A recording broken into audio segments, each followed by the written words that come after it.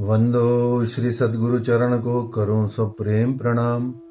अशुभ हरण मंगल करण श्री देवचंद्र जी नाम। श्री प्राणनाथ निज मूलपति श्री महराज सुनाम। तेज कुंवर श्यामा युगल जी को पल पल करूं प्रणाम। बोलिए श्री प्राणनाथ प्यारे की जय। श्री कृष्ण कन्हैया लाल की जय। श्री श्यामा महारानी जी की जय। श्री सद्गुरु महाराज की जय। सर्व सुंदर साथ की जय।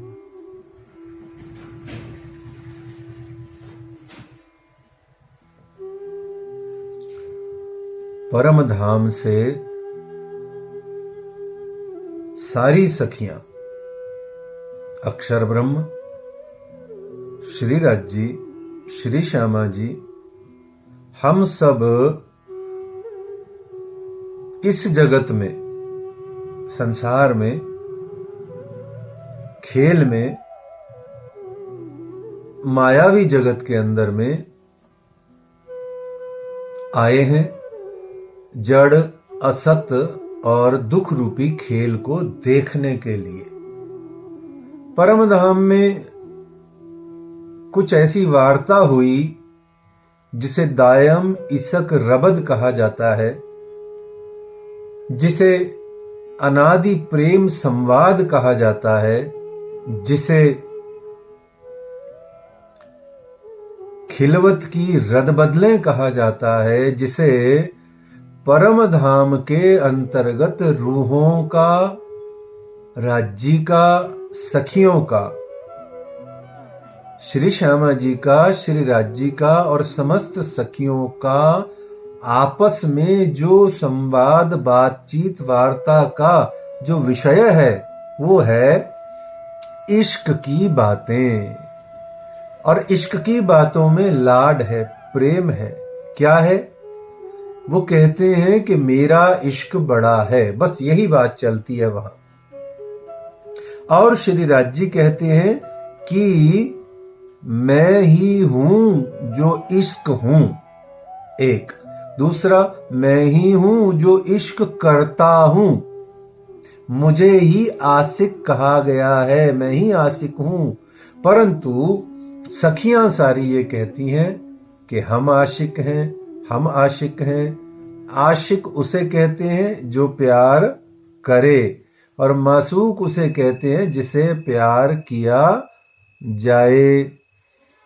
परम धाम में श्री राज जी आशिक भी हैं, मासूक भी हैं।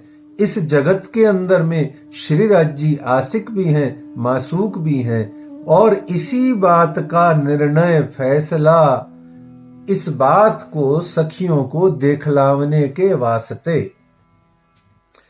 हक के दिल में उपजया मैं देखाऊं अपना इशक और देखाऊं, साहिबी रूहें जानत नहीं मुतलक।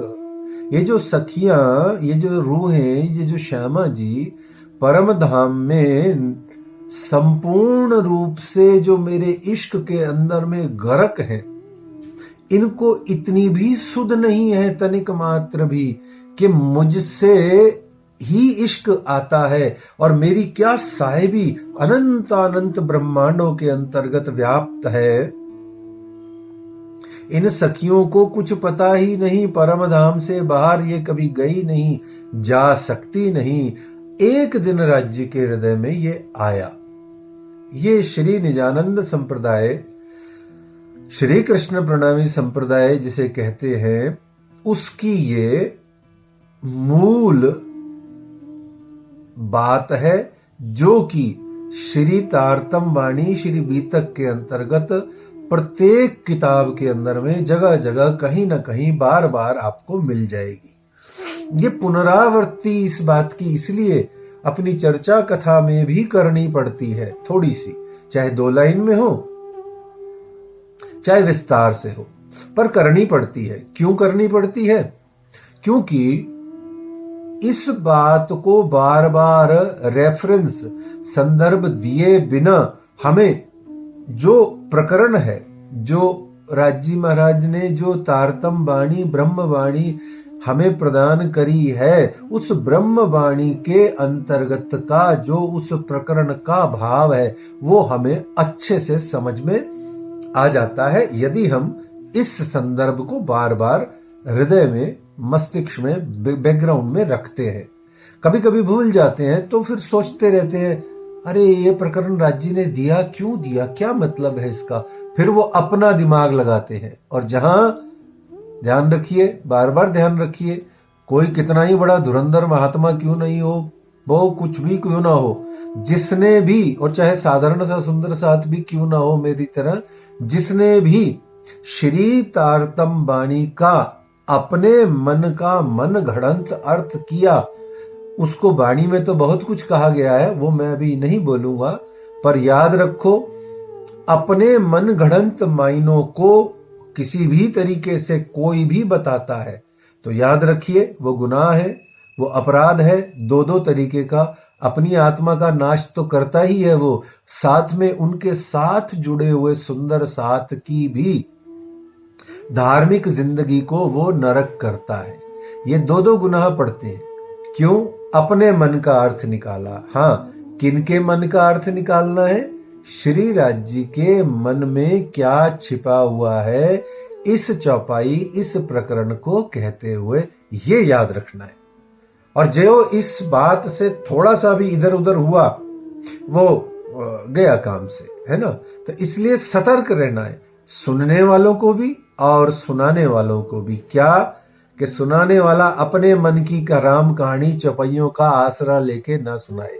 जब चौपाई खोली, बाणी खोली, चौपाई उठाई, तो अब ना इधर की बात, ना उधर की बात, ना संसार की बात, ना देश की बात, ना राजनीति की बात, ना धर्म की बात, ना आश्रम की बात, ना उसकी बात, ना इसकी बात, ना ये रुपया छन छनाछन की बात, अजी कोई बात नहीं, सिवाय आत्म कल्याण, आत्म जागृति, सिवाय इश्क प्रेम ज्ञान के अलावा कोई कोई कोई बात नहीं। जो कोई इसके अलावा बाणी उठा करके, तारतम की चौपाई खोल करके हमें व्यर्थ की वार्ता करके सुनाता है, कोई भी हो इस संसार का, अपनी जिंदगी का उदाहरण देता हो, मैंने ऐसा किया, मैं यहां था, मैं वो सब के सब गुनाह पड़ते। बहुत ध्यान से सुनिए, मजलिस इसी को कहते हैं।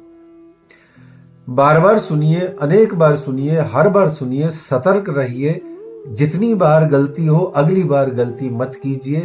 क्या कि मजलिस का अर्थ होता है वाणी, चर्चा, सहूर, और उस चर्चा सहूर में जाहिरी बाहरी बाहर की बातें करते से ही एक बहुत बड़ी छलना,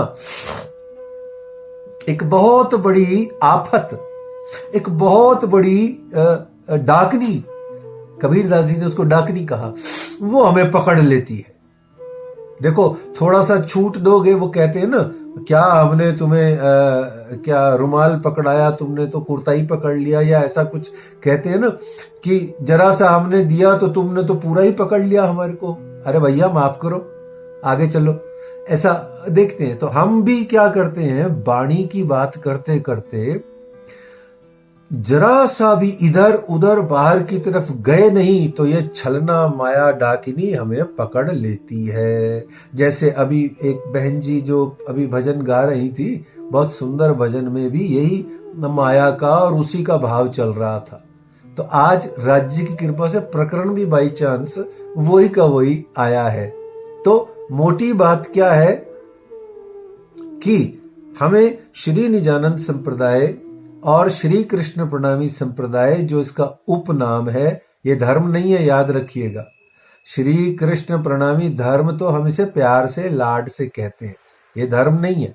धर्म तो एक है, सनातन वैदिक हिंदू धर्म, जिसके अंतर्गत श्री निजानंद संप्रदाय या इसका उपनाम श्री कृष्ण प्रणामी संप्रदाय है। ये हमारा संप्रदाय है। जैसे वल्लभ है, जैसे वैष्णवों में 4 संप्रदाय है, मध्वाचार्य, राघवाचार्य, जैसे रामानुजाचार्य, रामानंदी हैं, वल्लभाचार्य है, हितरिवंश, बहुत सारे संप्रदाय हमारे सनातन धर्म में। हम भी एक उसी में से 650 में से एक है। धर्म नहीं है कुछ, वो तो हम अपने लाड और प्रेम से मजे से कह लेते हैं, सो उसमें कोई आपत्ति नहीं है। तो जो बात है वो श्री कृष्ण प्रणामी संप्रदाय, श्री कृष्ण निजानंद संप्रदाय के अंतर्गत बार बार हमें परम धाम की उस वार्ता का, उस जिसे कहते हैं इश्क रबद का, वहां क्या ऐसा कारण बना, ऐसा क्या महाकारण बना जिस कारण से हमको इस जगत में आना पड़ा, और वो भी एक नहीं 3 बेर, एक ब्रह्मांड में नहीं 3 ब्रह्मांड में, और वो भी 3-3 बार, 3-3 ब्रह्मांड के अंतर्गत 5-5 बार श्री राज महाराज को आना पड़ा मोह सागर में। पीऊ 5 बेर हम वास्ते सागर में डारिया आप। तो ऐसे क्या कारण बनता है? तो ये बार बार थोड़ा सा परम धाम का हमें वर्णन करना पड़ता है। ये एक परंपरा समझ लीजिए, या जरूरत समझ लीजिए, या सब सुंदर साथ को जैसे एक स्विच होता है कंप्यूटर में रिफ्रेश करने के लिए, ये जरूर से जरूर बताना चाहिए, सबको बताना चाहिए। और जो कोई नहीं बताते हैं तो हम सुंदर साथ का कर्तव्य है कि हमें प्रत्येक प्रकरण को पढ़ने, सुनने, बांचने से पहले इसको अपनी बुद्धि में स्थिर रखना चाहिए। हम परम धाम से आए हैं, परम धाम वापस जाना है, परम धाम से आके माया का खेल देख रहे हैं। तारतम वाणी हमें जगाएगी, माया में हम सो गए हैं, वाणी हमें जगाएगी।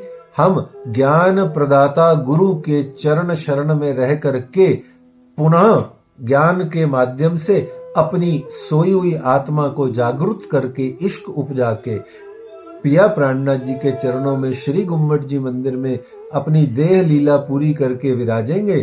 फिर जब राज्य चाहेंगे तो हमें 7वें दिन की लीला में, ये 6 दिन की लीला में 6ठे दिन की लीला चल रही है, इसमें 7वें दिन की लीला में जब श्री राज्य, श्री प्राणनाथ जी, अक्षरातीत सचिदानंद पार ब्रह्म श्री कृष्ण जी, श्री राज्य या श्री प्राणनाथ जी जब हमें अपने 7वीं दिन की लीला में जब परमधाम योग माया से होते हुए ले जाएंगे तब चले जाएंगे। ये याद रखना है। बार बार इसीलिए कहा जाता है क्योंकि हम भूल जाते हैं। हमारी आदत है भूलने की, है ना। तो इस तरीके से महाराज जी वाणी में बार बार याद दिलाते हैं। आइए 2-3 बातें और सुनकर के फिर आज के इस सुंदर से किरंतन ग्रंथ के 111वें 111 नाम संख्या के प्रकरण में हम प्रवेश करेंगे। पहली बात अभी आपको संक्षेप में बताई कि हमारा जो धर्म है वो है सनातन वैदिक हिंदू धर्म। हमारा जो धर्म है वो क्या है? सनातन वैदिक हिंदू धर्म। उसके अंतर्गत एक संप्रदाय है श्री निजानंद संप्रदाय, ठीक है। तो उसमें हमें ये याद रखना है कि ये तो हमारा धारण किया हुआ धर्म है, या जिसके अंतर्गत हमारे इस शरीर ने जन्म लिया है, ये वो धर्म है। यह बहुत बड़ी बात, व्यापक बात और बहुत ही जिसे क्या कहेंगे सतर्कता पूर्वक समझे रहने वाली बात आपको सुननी है। कुएं में हम फंस के मर न जाएं और कहीं कुएं को छोड़ने के चक्कर में कुएं के मीठे जल से वंचित भी न रह जाएं। दोनों बातें, कहीं कुएं में जाकर के हम कुएं के वासी न बन जाएं और कहीं कुएं को व्यापकता के चक्कर में और सभी को करने के चक्कर में कहीं सुंदर सुंदर मीठे कुएं का अमृत रूपी जल पीने से वंचित भी ना रह जाए। ऐसी बात को समझना है। तो जो धर्म है, जो धारण किया या जिसमें जन्म लिया, वो है सनातन वैदिक हिंदू धर्म। सनातन धर्म कह लो, वैदिक धर्म कह लो, हिंदू धर्म कह लो, या इसको इस तरीके से कुछ भी कह लो, ठीक है। तो हमने राजी ने भी वाणी में कहा, उत्तम मान को खंड भरत नो श्रेष्ठ कुली सिरदार। तो ऐसे वृथा का निगमोरे पामी पदारथ चार, है ना। तो इस तरीके से हम जो धर्म है वो ये हो गया। लेकिन इसके अलावा भी जो भगवत गीता थोड़ा बहुत पढ़े हो उनको पता है कि निज धर्म किसे कहा गया। परमात्मा श्री कृष्ण ने 18वें अध्याय में जाके कहा, सर्वधर्मान अर्जुन प्रपत्ति को प्राप्त हो, शरणागति को प्राप्त हो, सर्व धर्मों को त्याग करके मेरी शरण को प्राप्त हो। सर्वधर्मान परित्यज्य माम एकम शरणम व्रज अहम त्वा सर्व पापेभ्यो मोक्षस्यामि मा शुचः मा शुचः मा शुचः। तो अर्जुन को वो कहा उन्होंने, तो उस सर्वधर्मान को पकड़ना है। क्या धर्म पकड़ा हुआ है आपने, वो धर्म को समझना है। उस धर्म में जो सबसे बड़ी बात महामती श्री इंद्रावती जी, या जिसको हम लोग बाग महामती श्री प्राणनाथ जी या स्वामी श्री प्राणनाथ जी कहते हैं, वो जो वाणी में कह रहे हैं, क्या कह रहे हैं कि निज धर्म का पालन करते हुए, ध्यान से सुनिएगा, निज धर्म का पालन करते हुए हमें मानव धर्म की बात करनी है। अपनी आइडेंटिटी को खोए बिना, अपनी आइडेंटिटी में स्थित रहते हुए हमें संपूर्ण विश्व जगत की बात करनी है। ये बात अगर समझ में आए तो ही ये प्रकरण और वाणी के अंदर में जितना भी वेद कतेब का जो थ्योरी है वो समझ में आता है। नहीं तो हम इधर के भी नहीं रहते, उधर के भी नहीं रहते, लोटपोट इधर उधर हो करके पता भी नहीं चलता कि कब जिंदगी पूरी हो गई और न कुछ हाथ आया, न लेना न देना। इस तरीके से ध्यान से दोबारा सुन लीजिए, बार बार ध्यान रखिए, हमेशा दिल में स्थित रखिए। निज धर्म की पालना करनी है। निज धर्म कई प्रकार के हैं, पर यहाँ निज धर्म की बात जो श्री प्राणनाथ जी वाणी में करते हैं वो ये है कि तुम हिंदू धर्म के अंतर्गत उत्पन्न हुए हो, पैदा हुए हो, जन्म पाए हो। तो अतः सनातन संस्कृति को हिंदू धर्म में स्थित रहते हुए, सनातन संस्कृति में अपनी भावना को दृढ़ता रखते हुए अब आप सर्वधर्म समभाव की, सारे जगत को एक करने की, कुरान की भी, बाइबल की भी, जंबूर की भी, तौरेत की भी, सबकी सार को लेके, सबका सार सार को ग्रहिले थोथा दे उड़ाए करते हुए आप अपने धर्म को मत छोड़ देना मानव धर्म के चक्कर में। बस यही बात समझनी है। बार बार सुन लीजिए, मानव धर्म की पालना करते करते सर्वधर्म की पालना, जैसा कि हमारे आजादी के बाद में यही सिखाया गया है कि हिंदू तो सब कुछ वो कर लें जो भूल जाएं, अपने आप को ही भूल जाएं, बस सर्वधर्म की बात करते रहें, और जो बाकी अन्य विधर्मी लोग हैं वो अपने ही धर्म की बात करते रहे, हिंदुओं को इग्नोर करते रहे, आदि इत्यादि। वर्तमान परिप्रेक्ष्य में आप देख लीजिए, हाँ, सनातन धर्म की क्या दुर्गत हो रही है। ये इसी कारण से हो रही है। अपने धर्म को भूल के सारे धर्मों को अपनाने चले हो तो बेड़ा गर्क ही होना है अपने धर्म का। ये बहुत प्यारी बात है, ये समझनी जरूरी है। जब ये स्थित हो जाती है तब जो व्यापकता आती है उसे वेदों ने पहले ही कह दिया था, सर्वे भवन्तु सुखिनः। वेदों ने बहुत पहले घोषणा कर दी कि पूरा विश्व, निखिल जगत ब्रह्मांड ही शांत हो, सुख समृद्धि को प्राप्त हो, प्रत्येक प्राणी के हृदय में प्रेम पैदा हो। यही तारतम वाणी कहती है। लेकिन कहते कहते में वो ये नहीं कहती कि अपना जो लौकिक, जो संसारिक धर्म प्राप्त हुआ है, जिसे निज धर्म की परिभाषा दी, वो आप छोड़ दो, भूल जाओ, या उसको भी बलि चढ़ा करके मानव धर्म की बात करो, तो ऐसे में किसी भी काम के आप न रह जाओगे। ये आपको हृदय में थ्योरी को बड़े अच्छे से दृढ़ता से धारण करना है। हाँ, इसमें कट्टरता ये होनी चाहिए, ध्यान से ये भी सुन लीजिए। कट्टरता किसे कहते हैं कि हम धर्म के लिए कट जाएं, हम अपने निज धर्म की पालना में इतने कुर्बान हो जाएं कि कट के मर जाएं तो कहलाते हैं कट्टर। और यदि हम विधर्मियों की तरह अपने धर्म की बात करते करते दूसरों को काटें, वो कट्टरता नहीं, वो बर्बरता कहलाती है। उसे अत्याचार कहते हैं, उसे जो भी कुछ कहते हैं और बहुत कुछ कहते हैं। ठीक है, तो इस तरीके से कट्टरता का पालन करें अपने धर्म के लिए। वो ये कि हम अपने धर्म के लिए मर मिटेंगे। हम अपने निज धर्म की पालना के लिए मर मिटेंगे। और उसमें यह बताया गया है कि सारा जगत, विश्व जगत एक है। चाहे वेदों में कुछ कहा हो, चाहे कतेबों ने कुछ कहा हो, वो सब हमारे राज्य की, परमात्मा की वाणी है। क्योंकि पार ब्रह्म पूर्ण तो एक है, ये जो अनेक परमेश्वर कहावे। जिनको ये झगड़ो आप में धनी समों का एक। राज्य ने कहा सबे सयाने एक मत पाई, पर अजान देखे रे जुदाई।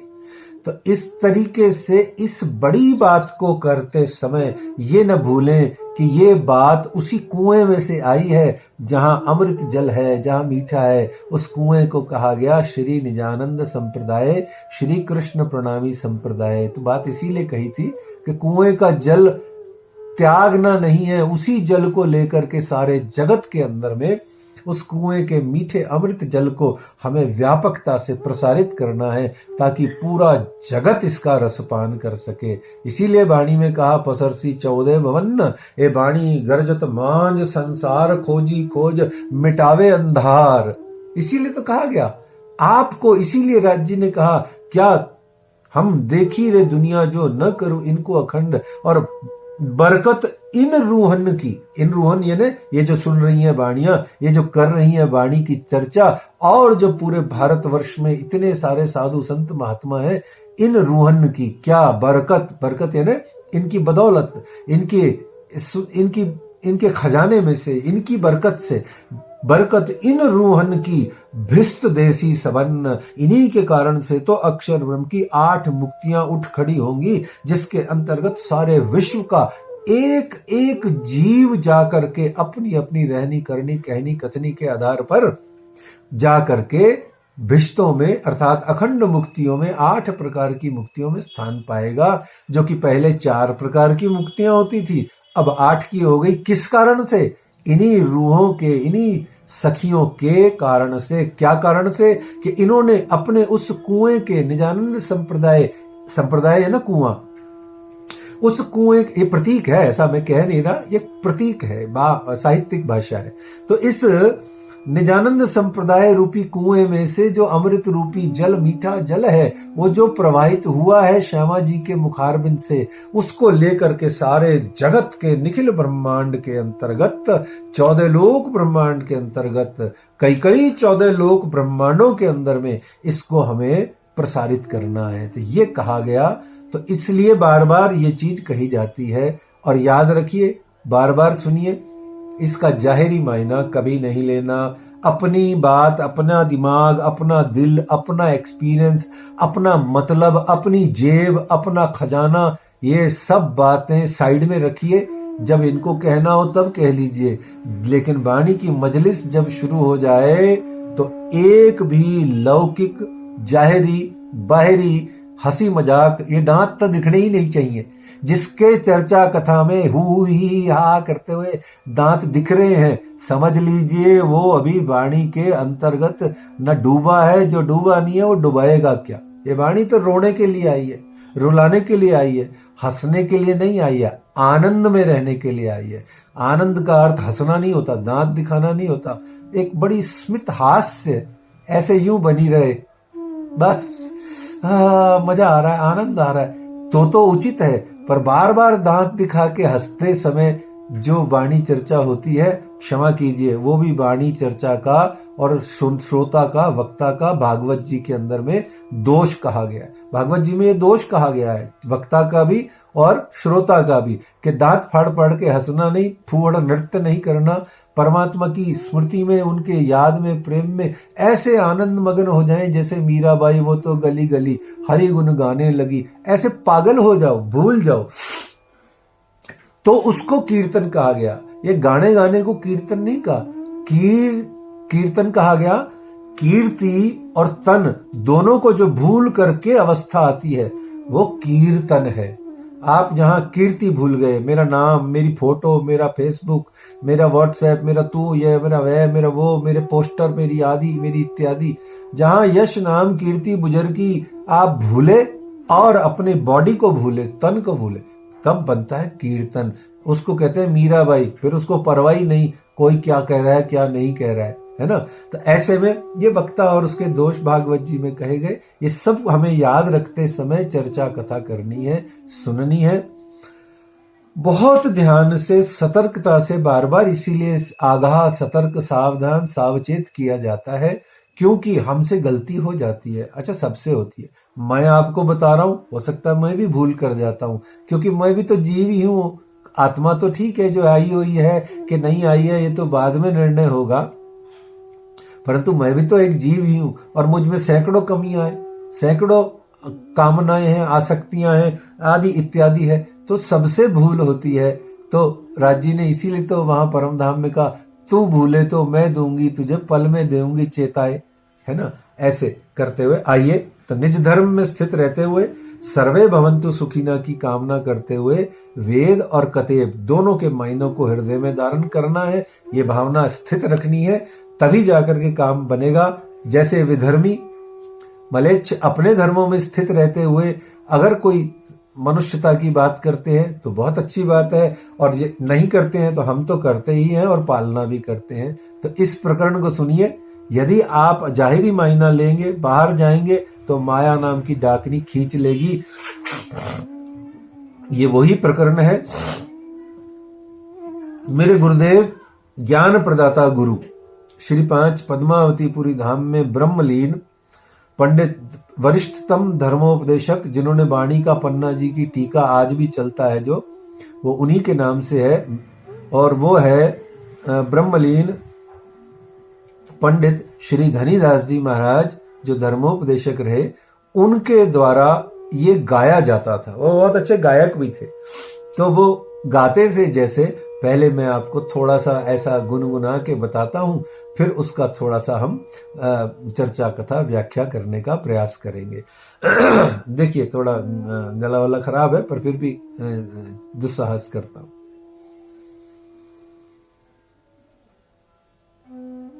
फरे भी लिए जाए मेरी रूह तू आँखां खोल, फरे भी लिए जाए मेरी रूह तू आँखां खोल, बीच बका के बैठ के तै किनसों किया कौल, बीच बका के बैठ के तै किनसों किया कौल, फरे भी लिए जाए मेरी रूह तू आँखां खोल, फरे भी लिए जाए। हके कया रूहन को, हके कया रूहन को जिन तुम जाओ भूल, हके कया रूहन को जिन तुम जाओ भूल, इसक ईमान ल्याइयो मैं भेजूंगा रसूल, इसक ईमान ल्याइयो मैं भेजूंगा रसूल, फरे भी लिए जाए मेरी रूह तू आँखां खोल, मैं भेजी रूहें आपनी सब दिल की बातां ले, मैं भेजी रूहें आपनी सब दिल की बातां ले, तुम्हें अजू इसक न आवई हाय कैसी फरे भी ये, तुम्हें अजू याद न आवई हाय कैसी फरे भी ये, फरे भी लिए जाए मेरी रूह तू आँखां खोल, फरे भी लिए जाए। मूल मिलावा खिलवत का तुम्हें अजू न आवे याद, मूल मिलावा खिलवत का तुम्हें अजू न आवे याद, ए झूठी जिमी जो दो जखा इत कहा लग्यो तो ए स्वाद, ए झूठी जिमी जो दो जखा इत कहा लग्यो तो ए स्वाद, फरे भी लिए जाए मेरी रूह तू आँखां खोल, फरे भी लिए जाए मेरी रूह तू आँखां खोल, मासू के इत आए के, मासू के इत आए के, कैसा दिया इलम, सक तो है ना रही अजु याद नावे खसम, सक तो है ना रही अजु याद नावे खसम, फरे भी लिए जाए मेरी रूह तू आँखां खोल, फरे भी लिए जाए मेरी रूह तू आँखां खोल। इत आंखें चाहिए हक इलम की, तो देखिए नैना बातून, और नैना बातून खुले हक इल्मे, इस सहूर है बीच मोमिन। कितना ही कोशिश कर लो, कितना ही प्रयास कर लो, ये जो जड़ बुद्धि है, ये जो कामासक्त मोहसक्त कामनाओं से वशीभूत ये जो हमारी बुद्धि है, ये जड़ है, कठिन कठोर अति ढीठ है। इसको ये धामधनी पहचान के फेर फेर देत पीठ है।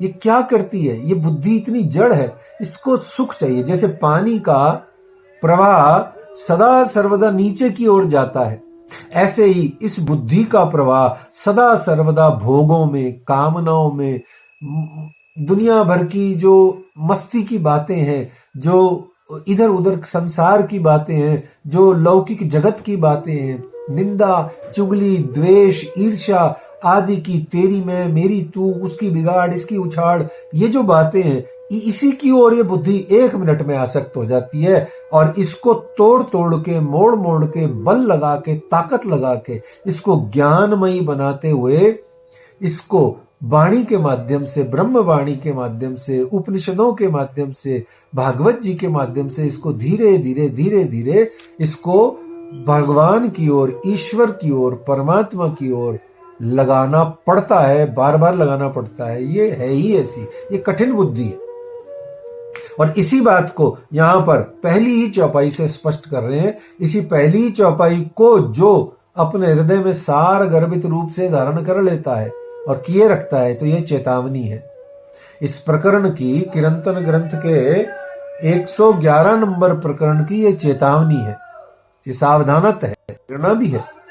ये राज्य महाराज का आपको उपदेश, संदेश, आदेश, निर्देश भी है। क्या क्या है? कि फरेबी लिए जाए। ओ मेरी सखियों, हेलो मेरी सखियों, सुनो, कहां जा रही हो? रुको, सुनो, बात पूरी तो सुनती जाओ। इंद्रावती जी पुकार पुकार के कह रही है, श्री महामत कहे पुकार पुकार, बिद बिद की करत पुकार। अरे सुनो तो सही, ये फरेबी लिए जाए। ये देख ले गई, ये देख ले गई, अरे ये देख ले गई। तो आप भी सोच रही है क्या ले गई फरेबी? बोले तेरा पल ले गई। जिस पल में तुझे अपनी पलकों में अपने पिया प्राणनाथ को हृदय में समाहित करके उनका आनंद लेना था, वो पल तेरा ले गई। कौन? ये फरेबी। फरेबी कौन? फरेब या फरेबी एक ही बात। ये कौन है फरेबी? ये क्या ले गई मेरा? इसने क्या चुरा लिया? इसने सबसे पहला तो मेरा समय चुरा लिया, मेरा बड़ा ही अमूल्य समय चुरा लिया। और दूसरा इसने क्या चुराया? दूसरा इसने मेरी बुद्धि में जो रसास्वादन करने का जो भावना होना चाहिए, जो रसोत्पादन मेरे बुद्धि में होना चाहिए, उसकी जगह इसने नीरसोत्पादन, इसने कुरसोत्पादन कर दिया, कुरस पैदा कर दिया। दुनिया भर का नॉलेज मेरे अंदर में डाल दिया, पर परमात्मा प्रियतम का सच्चा आनंद मेरे हृदय में आने नहीं दिया। किसने? ये फरेबी ने।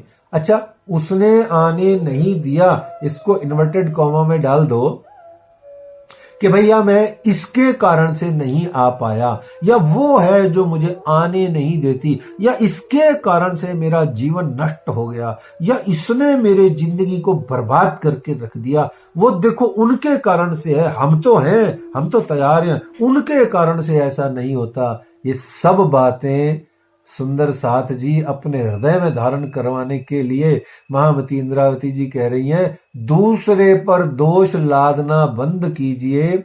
ये मैं ही हूं जो करता नहीं हूं। ये फरेब को, फरेबी को मैं ही परमिशन देता हूं, आओ मेरी जिंदगी में घुस जाओ और आओ और मुझे बेफजूल की फालतू के सुख दो, राज्य का सुख मेरे अंदर आने मत देना। क्यों? क्योंकि वो आया तो बढ़िया सब गड़बड़ हो जाएगा। क्योंकि वाणी कहती है जब आया प्रेम सुहागी तो मोहजल लहरा भागी, मोहजल लहरें भाग जाएंगी। तो फरेबी कौन है, पहले इसको अच्छे से आज की चर्चा में समझेंगे, आगे समय बचेगा तो बहुत सारी बात करेंगे। लेकिन फरेबी कौन है? वाणी के अंदर में जो श्री तारतम वाणी की पहली चौपाई, जो अभी वर्तमान में श्री कुलजम स्वरूप साहब श्री तारतम सागर ग्रंथ जिसको हम बांचते हैं, उस संकलित संपादित जल्द चढ़ी हुई श्री तारतम वाणी का पहला चौपाई क्या है? श्री रास ग्रंथ के अंतर्गत हवे पहला मोहजल नी कहूं बात। कौन सी चौपाई है? हवे पहला मोहजल नी कहूं बात, तेता दुख रूपी दिन रात, दावा नल वले कई भात, तेनी केकली कहूं विख्यात। फरेबी कौन है? फरेब क्या है ये समझिए। इसके समानार्थी शब्द वाणी में क्या है वो भी अभी हम देखते हैं। उससे पहले 4-5 चौपाइयों के माध्यम से इस बात को समझिए। फरेब है क्या? हमें खाता कहां से है, हमें पीटता कहां से है, हमारी जिंदगी में ये सूक्ष्मता से घुसता कैसे है, और हमें ही हमारे ही मर्जी के खिलाफ हमारे ही भीतर में घुस करके हमें ही ये परमात्मा से वंचित कैसे कर देता है। हमारी आत्मा को जागृत नहीं होने देता, हमारी आत्मा को जागृत न करने की बजाय परमात्मा से मिलने नहीं देता। हम थोड़ा बहुत जतन प्रयत्न करके कुछ आत्मा को हल्का सा जगाते का प्रयास करते हैं, कुछ विरह विलाप करते हैं, तो ये फिर आके घेर लेता है। आखिर ऐसा क्या है इस फरेब का काम? तो फरेब को कहा गया माया, फरेब को कहा गया कलिकाल, फरेब को कहा गया दज्जाल, इसको कहा गया शैतान। शैतान कहा गया बाइबल में, दज्जाल कहा गया इसको कुरान में, कलिकाल इसको संबोधन किया भागवत जी में अथवा श्री रामचरितमानस में, रामायण में, वाल्मीकि जी की रामायण में, और माया इसे सर्वत्र सभी वेदांती ग्रंथों में तथा सब जगह सगुण निर्गुण सभी निराकार साकार सभी माया को मानते हैं। और माया का ही अर्थ है फरेब या फरेबी। और इसको सिंपल अंग्रेजी में अगर इसका शब्दानुवाद करें तो इसका अंग्रेजी में शब्दानुवाद फरेब का होगा फाल्स, FALSE, फाल्स होता है ना झूठा। जो क्या फिर वही बात आ गई कि माया आवरण और विक्षेपा नाम की दो शक्तियों से तंग करती है। एक पर्दा डाल देती है, दूसरा जो पर्दे के पीछे सच है उसकी जगह पर्दे के आगे झूठ को ला करके प्रकट करके कहती है यही सच है। जैसे आपको सिंपल सा उदाहरण दिया था कि हम जो भी अपने पुत्र पुत्रियां नाती पोता आदि जो होता है या रुपया पैसा घर में तिजोरी में होता है, उसको देख करके जो हमारे अंदर में मजा मौज मस्ती बाहर आती है ना, ओहो ऐसे लगता है बस यही जिंदगी है, यही परम धाम है, इसमें सब कुछ है, कौन कहता है क्या करना है। फिर ऐसे लोग डायलॉग भी मारते हैं, मेरे को तो खूब चिढ़ाते भी हैं लोग, क्या महाराज जी आप ये समझाते रहते हो, ये देखो ये नाती में परम धाम है, ये बाल भगवान है, यही तो है कृष्ण कन्हैया। ऐसा कह करके भी पुनः आप उसी प्रकट माया को ही पुनः परमात्मा का रूप देके फिर माया को गले लगा लेते हैं। याद रखिए, बहुत ध्यान रखिए, जेती मन की कल्पना सो सब माया जाने हो भाई। तुलसीदास जी ने कहा गो गोचर जह लगी मन जाई सो सब माया जाने हो भाई। जेती मन की कल्पना सो सब माया जाने हो भाई। और राज जी ने तो वाणी के अंदर में इतना सारा कहा है, तो उसकी पहली चौपाई माया कहती क्या है, वो आपको सूक्ष्म सूक्ष्म रूप बदल बदल करके न जाने कहां कहां से आती है। तो कहती है एना आयुध अमृत रूप रस छल बल बल कल अगिन कुटिल ने कोमल चंचल चतुर चपल। तेरा आयुध बताए इसके। तो इस तरीके से ये माया है, इसके एक एक आयुध को आप समझिए। आयुध है ना अस्त्र शस्त्र, इसके एक एक आयुध को आप बैठ के सोचिए क्या क्या है। एना आयुध क्या है? अमृत रूप रस चल बल अकल अगिन कुटिल ने कोमल चंचल चतुर चपल। इतने 13 आयुध बताए, और भी बहुत हैं। ये तो 13 तो वाणी में बताए, न जाने इस 13 से कितने 1300 बनते होंगे। सोचिए, समझिए, बूझिए।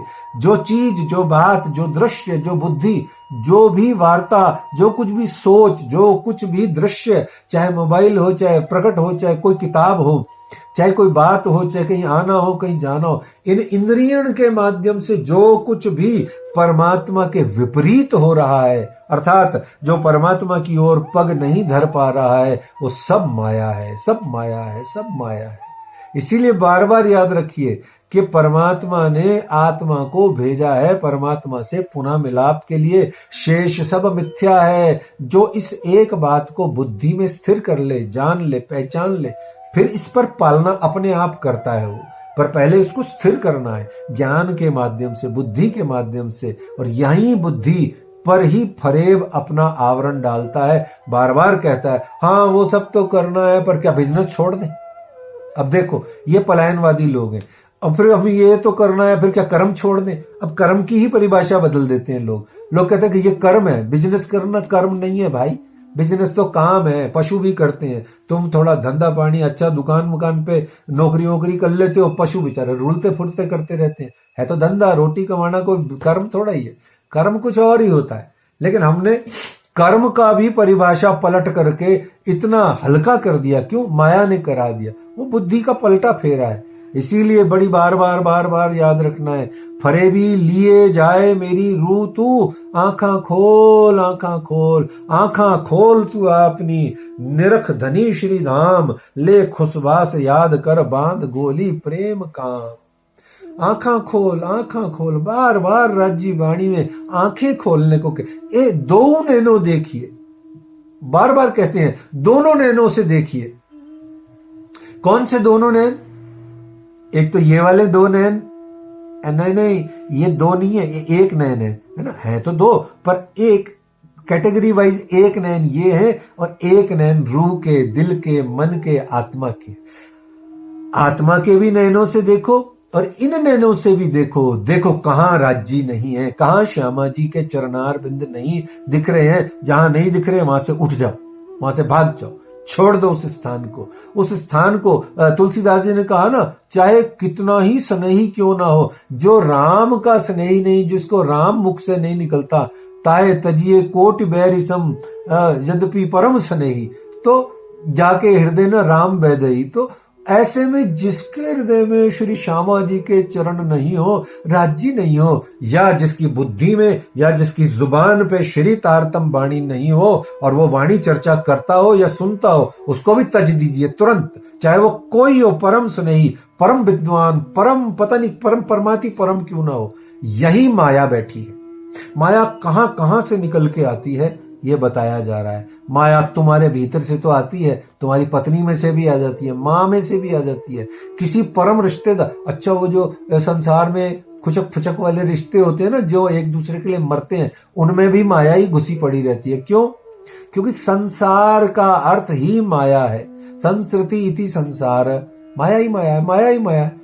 तो यहाँ सब जगह माया ही माया है, मन के खजाने में माया ही माया है। तो ऐसे में फरेबी को कहा, इसको समझना है बड़ी सूक्ष्मता से।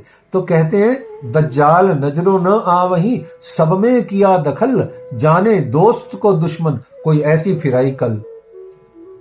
ये जो दज्जाल है ना, ये आपकी नजरों में नहीं आएगा, ना आपकी नजरों में आएगा, ना बुद्धि की नजरों में आएगा, लेकिन सब जगह घुस जाएगा, रोटी में भी आ जाएगा। आपको सात्विक आहार लेना चाहिए, लेकिन आप स्वाद के लिए मरे, ये माया घुस गई, ये दज्जाल घुस गया। अच्छा, सात्विक आहार में भी लेते लेते में सात्विक ले रहे हैं, पर एक की जगह डबल कर लिया पेट भरने के वास्ते, भड़म भड़म ऐसा मोटा पेट, पलंग पर लेट हो गया, इतना सारा खा लिया, अरे भाई खाए बिना हमें तो चैन आता ही नहीं, ये माया घुस गई। जीने के वास्ते खाना था, आप तो खा ही खाए जा रहे हैं, क्योंकि पैदा ही इसीलिए हुए खाने के लिए, ये माया घुस गई। ऐसे में जो परम आवश्यकताएं हैं जीवन की, वहां भी माया घुस जाती है। तो दज्जाल नजरों न आवहीं, सब में किया दखल। बस एक डेफिनेशन समझ लीजिए दज्जाल की, माया की, कि जो भी काम इन इंद्रियों से, 5 इंद्रियों से, 5 कर्मेंद्रियों से, मन से जो कुछ भी काम ऐसा हो पड़े जो परमात्मा के विमुख ले जाता हो, वो सब माया है। वो माया का काम है। और परमात्मा का काम क्या है वो हम देख ही रहे हैं। इश्क और इल्म के अलावा परमात्मा का कोई काम नहीं है। परमात्मा का प्रेम और ज्ञान के अतिरिक्त किसी से संबंध नहीं है। ज्ञान है ये श्री तारतम बानी, और इस ज्ञान के मंथन शोधन परिमार्जन से, चिंतन से, पारायण से, पठन से, इसके सहूर चर्चा से जो रस प्रकट होता है उस रस का नाम है इश्क। इसीलिए परम धाम में आठों सागर में इश्क और इल्म का सागर अरस परस भी कहा गया। तो कहते हैं छीन लिए बल सवन के जो कोई बड़े सूरमे कहलाए। और फिर क्या, ब्रह्मा विष्णु को भी नहीं छोड़ा इसने, ब्रह्मा त्रिगुण को भी नचा मारा, सबको, नारद मुनि जी को तो बेचारे को कितना नचाया, मार्कंडे जी को नचाया। हम कितना पढ़ते हैं, किसको नहीं नचाया, लालदास जी को नहीं नचाया। अच्छा छोड़ो, सारी बातें छोड़ दो, माफी चाहते हुए बोल रहे हैं, हमें बोलने का अधिकार नहीं है। पर राजी बाणी में कहते हैं मैं तृण जुद कीदा फरी फरी पचे गत मत मारी हरी लई बस पोता ने करी। मैं नहीं बोल रहा, राज्य बाणी में बोल रहे हैं। हमारी तो औकात भी नहीं है कि हम राज्य के लिए कहें कि आपको तृणजुद कीधा परी परी, आपको भी 3 बार माया से युद्ध करना पड़ा। ये जिनके चरणों से उपनीचे मूल धनी तकी ये माया निकली, वो राज्य कह रहे मैंने 3 बार युद्ध किया, वो हमें माफी चाहनी चाहिए। वो हमारे लिए उन्होंने युद्ध लड़के बताया आदि इत्यादि। तो किसको छोड़ा इस माया ने, किसी को नहीं छोड़ा। तो ए माया आद अनाद की चली जात अंधेर निर्गुण सरगुण होए के व्यापक। तो क्या कहते हैं कि ये माया आदि अनादि की है। बस यहां इस बात को समझ करके हम अंतिम चौपाई में माया का भाव लेंगे, क्योंकि समय की सीमा नहीं होए तो, और बोलने की शक्ति राज्य दिए चले तो हम बहुत अच्छे से इसको समझ सकते हैं। कोई नहीं, अगली चर्चा में ले लेंगे कल के दिन में। क्या कहते हैं कि ये माया आद अनाद की, देखिए बहुत ध्यान से सुनिए, 3 बातें हैं, जीव, माया और ब्रह्म। इनमें से तीनों के तीनों अनादि हैं, जीव, माया और ब्रह्म।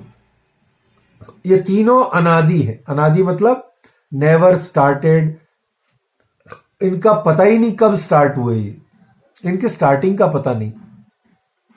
अनआदि, आदि है ना स्टार्ट, जिसके आदि का कुछ पता नहीं। अच्छा, ये तय होता है कि जिसके आदि का कुछ पता ना हो वो अखंड और अनंत अपने आप होता है। अनंत मतलब एंडलेस। जो स्टार्ट ही नहीं हुआ वो उसका एंड होगा कहां से। जो भाई जायते म्रियते वान कदाचिन, जो पैदा होगा वही बूढ़ा होगा, जरा अवस्था का प्राप्त होगा, एक दिन मर जाएगा। जो पैदा ही नहीं हुआ वो कब, फिर बात क्या करें, मतलब अजीब सी हो जाएगी ना बात फिर तो ऐसे जीव, माया और ब्रह्म तीनों अनादि हैं। एक दूसरा, ये तीनों अनंत भी हैं, लेकिन माया जो है अनंत होने के बावजूद भी हमारे लिए ये अनंत नहीं, शांत हो सकती है। कब? जब जीव माया का पल्लू छोड़ के ब्रह्म का पल्लू पकड़ लेता है तो जीव के लिए ये जो माया है वो कैंसिल हो जाती है। भाई सिंपल सी बात है, आपने ए को पकड़ रखा है, ठीक है, और बी को आपने छोड़ रखा है, तो जब आप बी को पकड़ लोगे तो ए अपने आप ही छूट जाएगा।